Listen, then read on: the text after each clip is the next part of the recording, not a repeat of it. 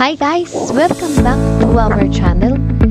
So sa video na ito guys, may tuturo na naman ako sa inyong bagong earning application na tinatawag na Card Story. So sa mga interested na laruin ito guys, ilalagay ko lang ang link dyan sa ating comment section. So yan, mag-start na tayo, play natin. So ayun nga guys, pagka-install ko pala ng game na to at pagkalaro ko, mayroon agad siyang tutorial. At nung natapos ko yung tutorial na yon, ay pwede na tayo mag-withdraw.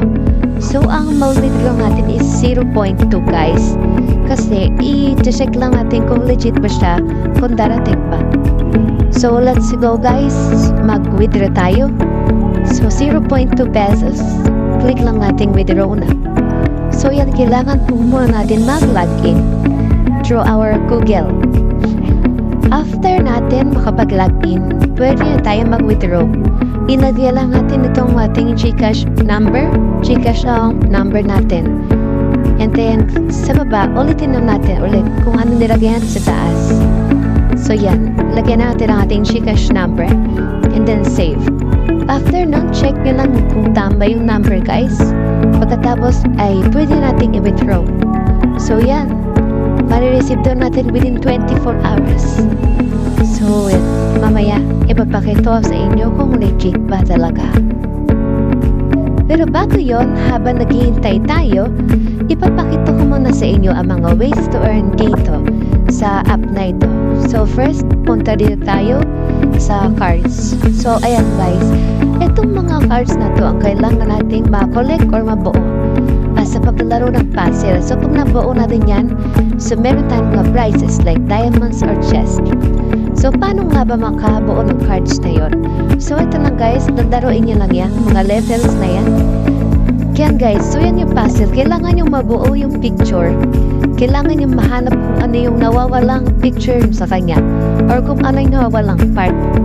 So katulad yan, hanapin nyo lang yung nawawalang part para makompleto nyo yung buong picture. So yan guys, lalaroin natin. So and then after nun, yan may nakuha tayong chest and diamonds. So yan, may nakompleto tayong card. So para makapalaro guys, kailangan din natin itong lightning na to or yung parang energy siya. Pag naubos to, hindi tayo makapaglaro. Kailangan nating manood ng ads or maglaro ng games. So isa rin nga sa mga earning ways to earn nila is itong paglalaro ng games. So ito guys, ito yung mag-i-install ka lang ng games tapos kikita ka na sa paglalaro. So yan, complete level 10. O yan, magkakaroon tayo ng 1,000 gem. So yan guys, so ang kinagandaan dito is pwede nga pumili ng mga laro at habang nag-e-enjoy ka at kumikita ka pa. So yun guys, try nga natin mag-download dito. So pipili tayo ng laro. So ano kaya magandang laro? So yan, scroll lang tayo. Scroll and then eto, try natin itong piano tiles. So yan, ang maganda nito, yan, 1 minute hindi siya kailangan ng level. Yung oras na kaping nibilang. So yan, play natin. So i-install lang siya natin guys. Punta tayo sa madadirect tayo sa Play Store and then click install. So and then after a few minutes guys, kapag na-install na siya, balik lang tayo sa Card Story app. And then back lang natin guys para ma-refresh siya. And then balik tayo sa games. Kailangan andito siya sa My Games. So ito, punta tayo sa My Games na so ayan, kailangan nandyan siya. At kapag nandyan siya, yan, click nyo lang yung play now. Pwede na kayong mag-play. So yun nga, i-play lang natin ito. Lalaroin lang natin ito ng mga ilang minuto. So yan, laruin natin. After nun, after nating malaro ng ilang mga minutes, balik tayo sa Card Story app. So yan, nakakuha tayo ng 399 gems at meron din 188. So yun, check natin. So punta tayo sa My Games. So, ang total ng ating paglalaro ay 587. So, yun guys, nakatanggap na nga tayo ng gems.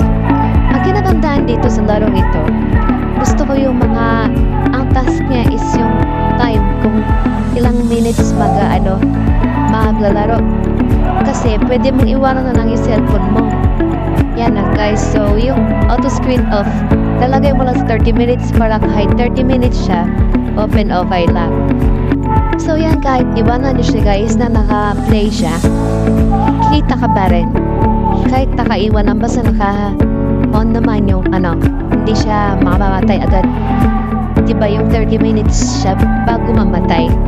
So kung ayaw nyo naman, kung matagal, gusto nyo matagal, guys, pwede kayong mag-install ng auto-clicker. Tapos i-click nyo siya. Kahit di na kayo mag-click, yung mismong auto-clicker na yung mag-click para sa ganun ay hindi siya mamatay kahit ilang oras. Kahit ilang oras pa.